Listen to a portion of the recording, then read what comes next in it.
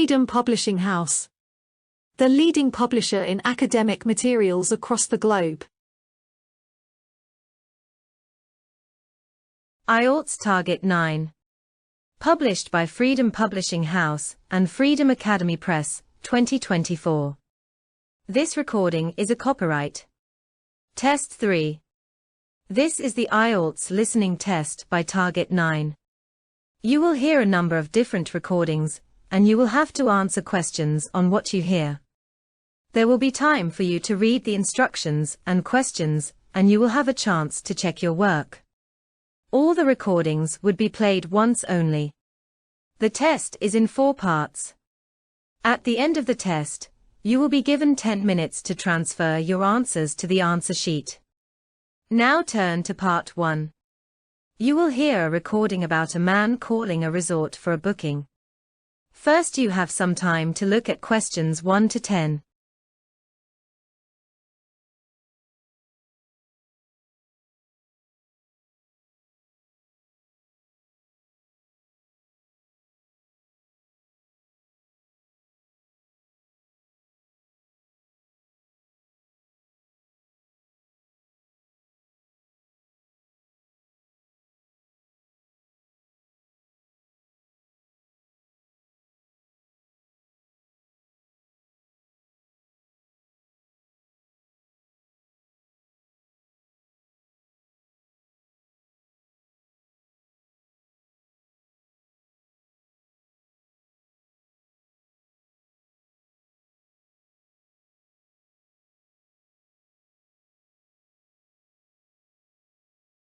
Now listen carefully and answer questions 1 to 10.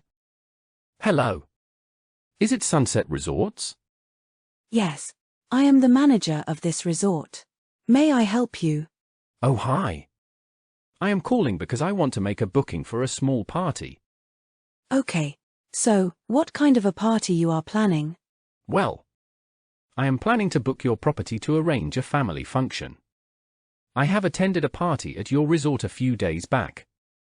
I liked the place very much. So, I want my party to be organized here. Thank you so much for your compliments. Well, I would like to know a few details before I can give you the information. Kindly tell me the number of people who will be attending the party, and what kind of experience are you looking for, and what is the occasion? Well, I am not sure about the exact number of people, as I am yet to make a list for that. But to my best guess, the get-together would be around 45 to 47 people. Maybe 50. But not more than that. And, as far as the occasion is concerned, we are celebrating the wedding anniversary of my parents. It is going to be their 30th marriage anniversary. For the occasion, I am going to call my close friends and relatives. Please note, I want to keep the party in the evening, and I am looking for a party in which our guests can enjoy quality drinks and food. We will decide the menu later. But you can tell me about your tariffs for the dinner party first. Okay, we have a couple of options that will best suit your requirement. You can book the poolside restaurant located in the heart of the resort. But the maximum seating capacity of that restaurant area is 40. The other and probably the best option for you is the dinner plan. In this, you will be provided with a separate sitting area that has a sitting arrangement of 60 people, around a single table. Although as much as 200 people can fit in the restaurant. Perfect. I guess dinner plan is the best option for me. I will go for that. So, can you please elaborate a bit on the prices of the food, drinks, or any other charges that are involved? Of course. Actually, you need not pay anything extra for the hall. You can order a la carte, or you can also opt for the buffet dinner. In the a la carte menu, the prices of the dish ranges from $10 to a maximum of $40. On the other hand, the price of buffet dinner is $30 plus taxes. Also, we will provide you a 15% discount on the food bill if you choose a la carte, or $100 flat off on a bill of $800 and above. That sounds good. Do you have any other option as well? I mean, the ones you have given are fine with me. Just asking. Oh yes, wait. There's another option as well. In this, You can also opt for a private hall that will sit around 60 people easily. For that option, you need to pay $400 for the hall only. The charges for food and drinks would be separate. If you included the buffet and hall, the total price for 50 people would be $1,900. Or you can simply book the hall and order food separately. What about the drinks? Are drinks included in the buffet? Only sodas and soft drinks are included in the buffet at no extra cost. However, you need to pay extra for liquor. You can refer to our website, www.sunsetresortsopen.com, where you can get the full bar menu. Oh, great. I think I will choose the option of the buffet dinner in the restaurant rather than booking a private hall. The buffet price also falls in my budget. So, do I need to book for this in advance? Or I need to pay anything? Yes. You must book the table a day before the dinner. You don't need to pay anything for the booking. You can call me for the booking, or you can also visit our website for the same. Sometimes the website lags, so it is advisable to call to make your bookings. Thank you so much for the information. Goodbye. That is the end of part 1. You now have half a minute to check your answers to part 1.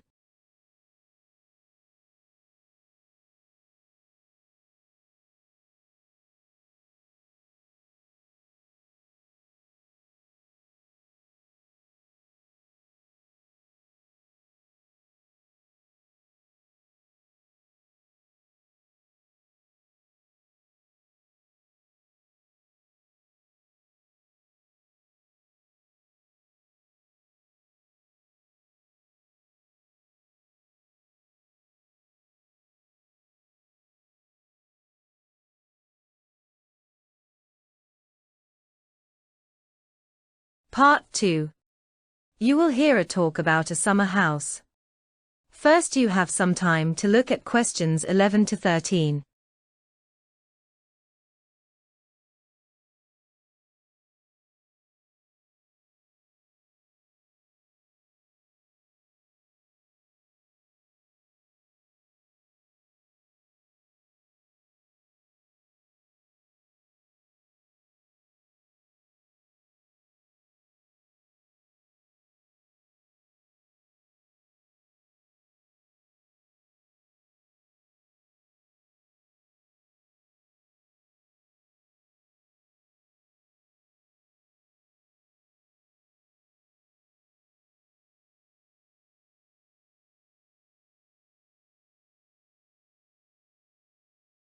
Now listen carefully and answer questions 11 to 13.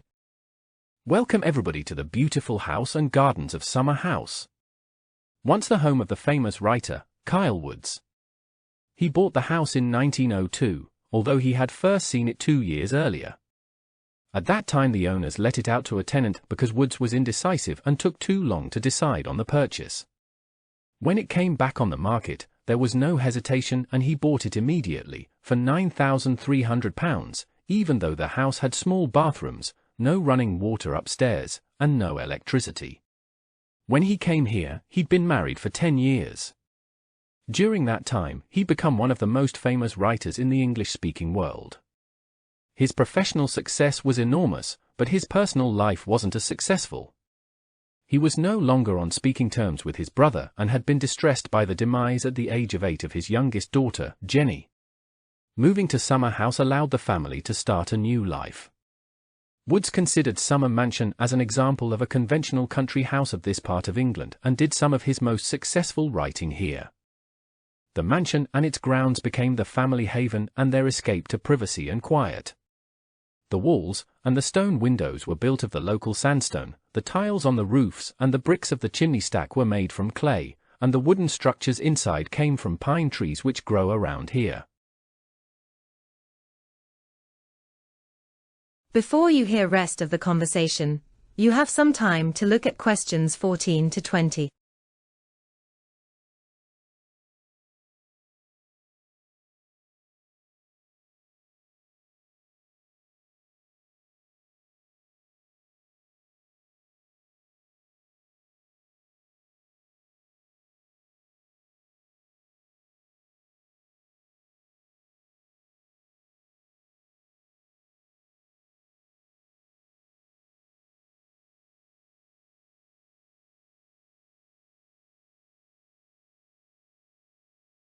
Now listen and answer questions 14 to 20.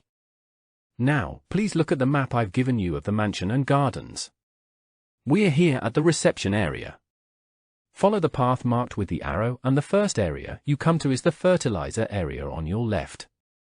As you go further down the path, there's the vegetable farm on the right, and as you go round the first sharp bend you will find, to your left, an area where different types of apple tree have been planted as well as some lovely flowers, and this is known as Apple Tree Plantation, designed by Woods himself. Next to this is the plant nursery where some interesting plants and fruits are grown. Follow the path round the second bend and on your right, you will see the entrance to the fruit garden with its 500-year-old tree. Past the fruit garden, follow the path until you reach the front of the mansion. I suggest you spend a good hour wandering around this lovely building. A guide takes visitor groups round every hour. If you would like to purchase any of Wood's books or other souvenirs, then leave the mansion by the side entrance, where you will find our souvenir shop, which is situated between the mansion and the garage which contains the magnificent old car which used to belong to Woods. I expect by this time you may also need rest and some refreshment. Most visitors are, so why don't you visit the canteen on the far side of the garage? Now you have some time to look at questions 18 to 20.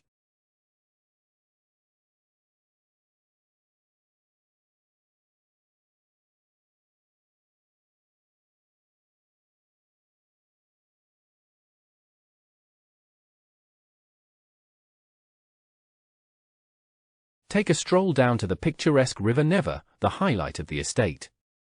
Although not marked on the map, clear signposts guide you through the garden along the riverbanks, especially charming in spring. Pause on the overpass to admire the flowing water, then follow the river walk through the woods, offering refreshing shade on hot summer days. Reach the historic windmill, once the mansion's only electricity source in Wood's era. For those seeking a more energetic experience and stunning countryside views, after the mill, turn left and climb to the treehouse. It's a rewarding conclusion to your visit. Enjoy your time. That is the end of part 2. You now have half a minute to check your answers to part 2.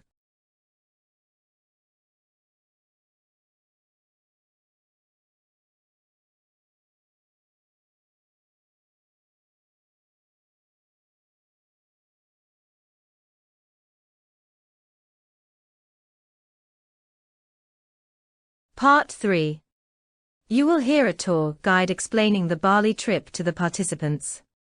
First you have some time to look at questions 21 to 30.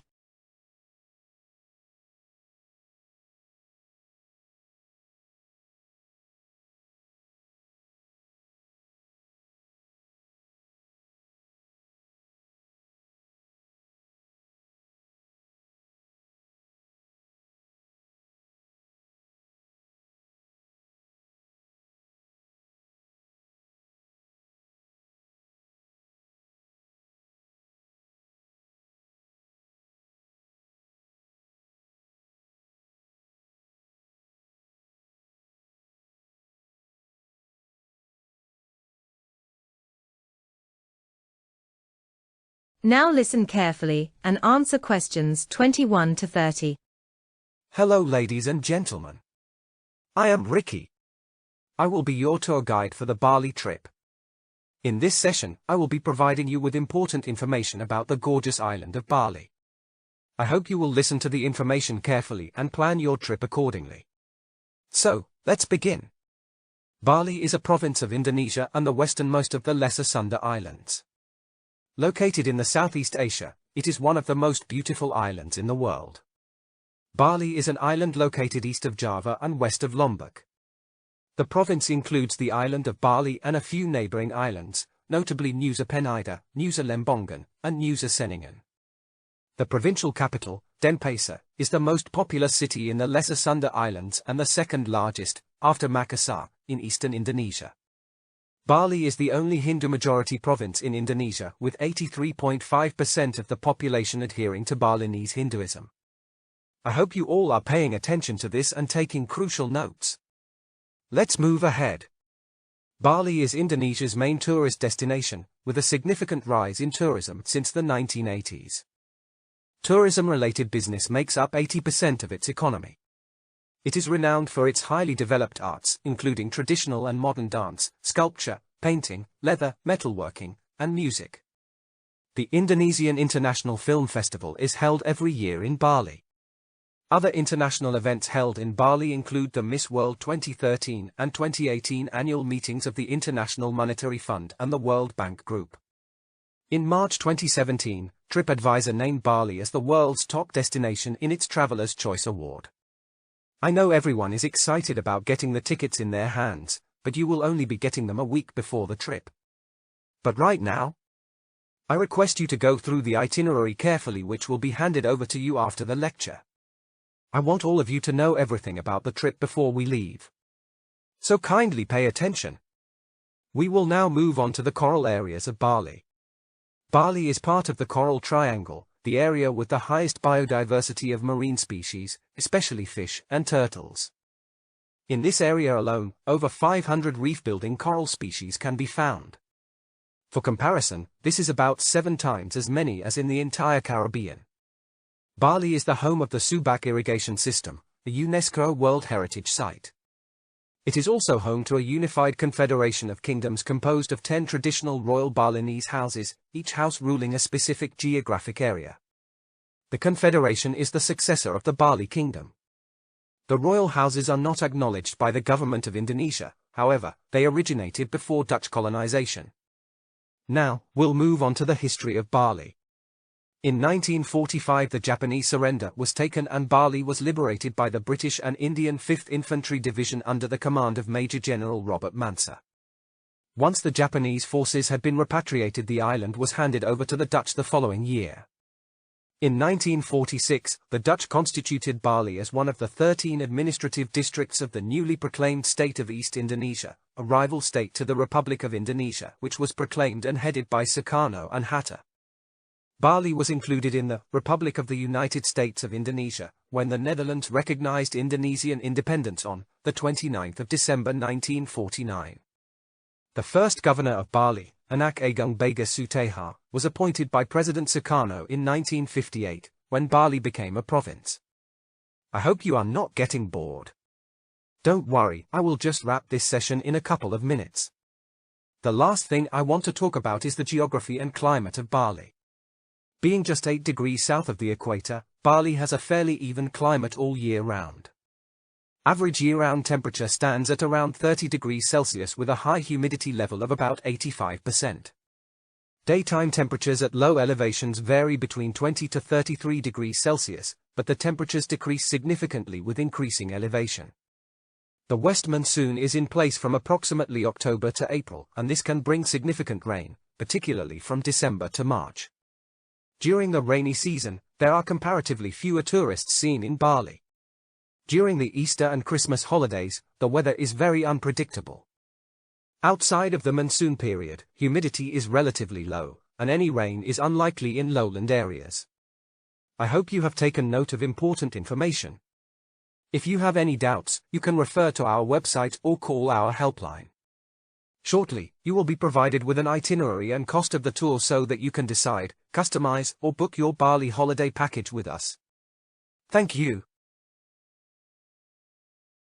That is the end of part 3.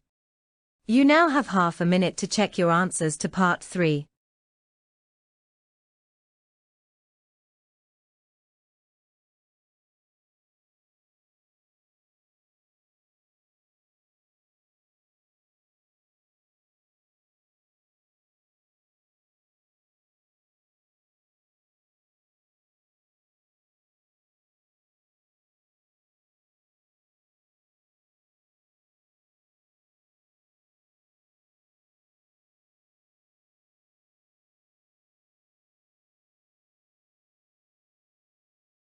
Part 4. You will hear a lecture from an archaeological expert on the history of books. First, you have some time to look at questions 31 to 40.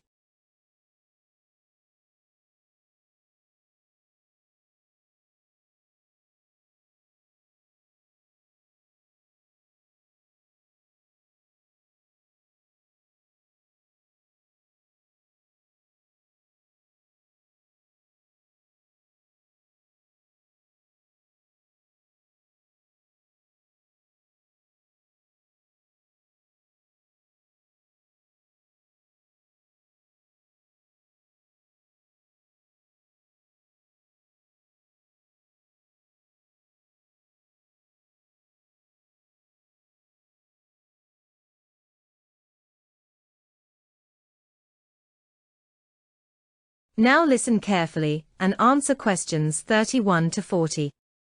Hi. My name is Mark. I am the archaeological expert and lecturer at the University of Abbotsfield. Today, I will be providing you the information regarding the history of books and how the printing press came to the fore and how books have now evolved into electronic books. So, we'll start with the lecture without any further delay. The history of books became an acknowledged academic discipline in the 1980s. Contributors to the discipline include specialists from the fields of textual scholarship, codicology, bibliography, philology, paleography, art history, social history, and cultural history. Its key purpose is to demonstrate that the book as an object, not just the text contained within it, is a conduit of interaction between readers and words. Prior to the evolution of the printing press made famous by the Gutenberg Bible, each text was a unique handcrafted article, personalized through the design features incorporated by the scribe, owner, bookbinder, and illustrator. Analysis of each component part of the book reveals its purpose, where and how it was kept, who read it, ideological and religious beliefs of the period, and whether readers interacted with the text within. Even a lack of evidence of this nature leaves valuable clues about the nature of that book. The history of the book starts with the development of writing, and various other inventions such as paper and printing, and continues through to the modern-day business of book printing. The earliest history of books predates what would conventionally be called books today and begins with tablets, scrolls, and sheets of papyrus. Then hand-bound, expensive, and elaborate manuscripts known as codices appeared. These gave way to press-printed volumes and eventually lead to the mass-printed tomes prevalent today. Contemporary books may even have no physical presence with the advent of the e-book. The book also became more accessible to the disabled with the advent of Braille and audio books. Clay tablets were used in Mesopotamia in the 3rd millennium BC. The calamus, an instrument in the form of a triangle, was used to make characters in moist clay. People used fire to dry the tablets out. At Nineveh, over 20,000 tablets were found, dating from the 7th century BC. This was the archive and library of the kings of Assyria, who had workshops of copyists and conservationists at their disposal. This presupposes a degree of organization with respect to books, consideration given to conservation, classification, etc. Tablets were used right up until the 19th century in various parts of the world, including Germany, Chile, Philippines, and the Saharan Desert. Writing originated as a form of record-keeping in Sumer during the 4th millennium BCE with the advent of cuneiform. Many clay tablets have been found that show cuneiform writing used to record legal contracts, create lists of assets, and eventually to record Sumerian literature and myths. Scribal schools have been founded by archaeologists from as early as the 2nd millennium BCE where students were taught the art of writing. In ancient Egypt, papyrus was used as a medium for writing surfaces, maybe as early as from 1st dynasty, but first evidence is from the account books of King Neferkare of the 5th dynasty, about 2400 BC. The process of producing paper-like material in the past included extracting the marrow from the stems of papyrus reed, a series of steps: humidification, pressing, drying, gluing, and cutting, produced media of variable quality, the best being used for sacred writing. I hope you all have noted down the important points from this lecture. If not, don't worry.